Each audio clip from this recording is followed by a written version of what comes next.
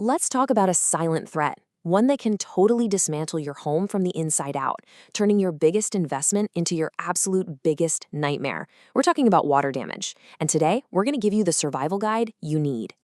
Okay, so let me ask you something. When you picture total catastrophic damage to your house, what's the first thing that pops into your head? Fire? Maybe a hurricane? A break-in? Well, while all of those are definitely serious, the most common and honestly the most relentlessly destructive force is something way more ordinary, something you probably use every single day without a second thought. Yep, that's right, just plain old water. But when it gets where it doesn't belong, it wages this quiet war on your property. And trust me, the clock starts ticking the second it happens. So how does this whole attack even begin? It's not always some big, dramatic flood you see on the news. A lot of the time, it starts with a tiny drip, a small leak, or a slow overflow that you might not even notice at first. I mean, we all know the usual suspects, right? You've got your burst pipes gushing water everywhere, that old water heater in the garage that finally gives up, or a washing machine hose that just decides, you know what, I'm done. These are the obvious, sudden disasters, but believe it or not, they're only part of the story. But here's the thing. The most sinister problems, the really scary ones, are often the ones you can't even see. They're the hidden dangers working away deep below the surface until the damage is already really, really bad. Just think about what's literally under your house right now. A lot of homes are built on clay soil, which, get this, swells up when it's wet and shrinks when it's dry. This constant moving around puts massive pressure on your foundation, creating these tiny little cracks that let water seep right in. Then you add in the aging pipes in older homes, which can be corroding from the inside out. And what you've got is a slow-motion disaster happening completely out of sight. So the moment water gets in where it shouldn't be, a countdown begins. And this isn't just about your stuff getting wet. It's a full-on chemical and biological race against permanent structural damage. This number right here, this is the most critical deadline you need to burn into your brain. 48 hours. That's pretty much all the time you have before that moisture starts to trigger mold growth.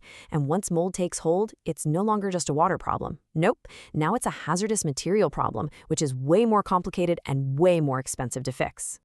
Just let that sink in for a second. Every single day you wait doesn't just add to the problem, it literally multiplies the cost.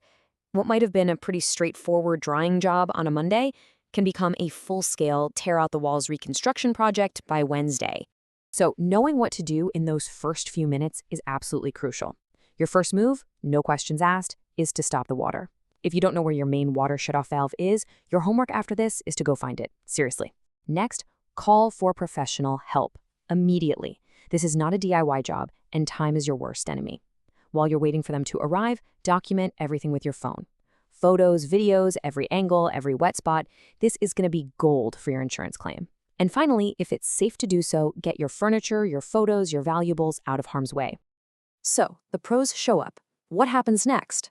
Well, it's not just a bunch of guesswork with some fans. They follow a very specific, science-based playbook to take your home back from the water. Their whole strategy has 4 key parts. They start with assessment, using cool tech like thermal cameras to literally see the water that's hiding inside your walls. Then comes extraction. And we're not talking about a little shop vac. We're talking about huge truck-mounted pumps. After that, the real science begins, carefully drying the structure itself, the wood, the drywall, everything, with incredibly powerful equipment. Finally, any material that's just too far gone gets removed and rebuilt, good as new. And if you're thinking, hey, I've got a dehumidifier, let me put into perspective why the professional gear is so critical. Look at this. Your home unit might pull, 50 pints of water out of the air in a day, which is fine for a damp basement. But a commercial-grade machine, it can pull up to 200 pints in that same time. And it's strong enough to pull that deep-seated moisture out of wood and drywall that your little unit could never even touch. Now, you might think water is just, water. But in the world of restoration, where that water came from changes everything about the cleanup. See, professionals classify water into 3 distinct categories. Category 1 is clean water, like from a broken water pipe. It's not great, but it's not immediately dangerous. Then there's Category 2, or gray water. Think an overflowing dishwasher or washing machine. It might have soaps or other gunk in it, but Category 3, black water, That's the most dangerous. This is water from sewage backups or ground flooding, and it is teeming with nasty bacteria. It requires a completely different and much more serious response. So, who makes sure all this stuff is done right? Who's the referee here? Well, that's where an organization called the IICRC comes in. They set the industry standards and they certify the professionals.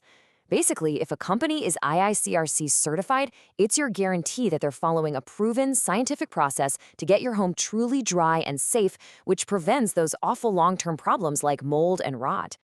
So, you've survived the flood. The water's gone. Now we have to talk about two really big things: paying that final bill and making sure this never, ever happens again. Okay, when it comes to insurance, the two words you have to remember are sudden and accidental. That pipe that bursts out of nowhere? Usually covered. That washing machine that overflows? Covered. But those slow, gradual leaks from a roof you haven't maintained or damage from a big regional flood? Yeah, those are typically not covered by a standard homeowner's policy. The biggest takeaway here is to know your policy and call your agent the second you discover a problem. And finally, let's talk about going on offense. Let's talk prevention. Seriously, after this, go find your main water shutoff valve and show everyone in your house where it is. Once a year, just take a quick peek at the hoses on your washer and dishwasher. Keep an eye on your water heater's age. Most of them only last about 8 to 12 years before they become a real risk. And don't forget that simple outdoor stuff like keeping your gutters clean can literally save you thousands of dollars in damage down the line. Look, at the end of the day, water damage is a threat that pretty much every homeowner is going to face in some way at some point. It's not really a matter of if, it's a matter of when. So the real question is, after everything we've talked about today, are you ready for it?